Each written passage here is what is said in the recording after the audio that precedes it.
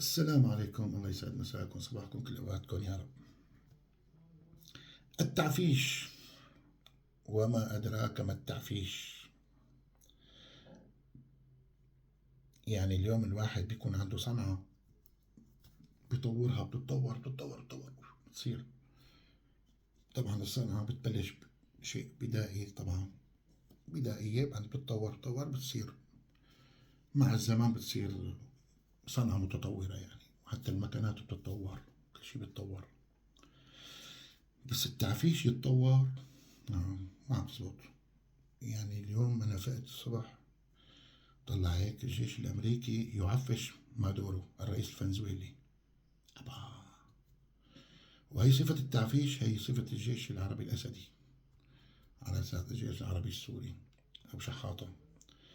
كانوا يفوتوا على بيوت يسرقوا كل شيء، يعفشوا كل شيء.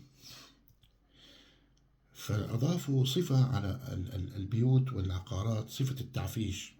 مثلا غرفة، صالون، منتفعاتهم، طابق تاني، شرقي، قبلي، شمالي، معفش. شو معفش؟ ففي بعض الإخوة من برات سوريا ما بيعرفوا شو معناته معفش، وشو معناته معفش.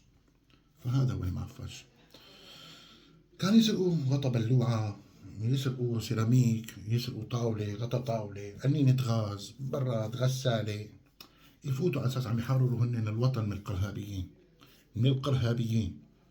يفوتوا ويزقوا ويطلعوا. عفشوا. إيه بس يعني تعفيش رؤساء معهم. أنا بصراحة ما عم تزبط معي. الجيش الأمريكي طور صفة التعفيش، أخذ الفكرة من الجيش العربي السوري الأسداء وصار يعفش رؤساء. يا حصرتي عليك يا معدورو، والله معدورو إجا دوره. فديروا بالكم على حالكم، الشغلة كبرت. كل واحد فيكم ياخد باله من لغليغه، يا لغليغه.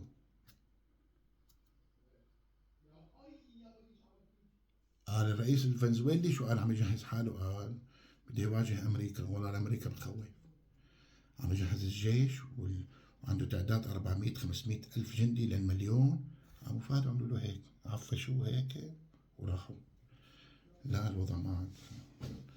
لا والله أنا صرت خاف على حالي. إيه. السلام عليكم. الله يحمي سوريا وشعب سوريا الأحرار. خذوا بالكم من حالكم.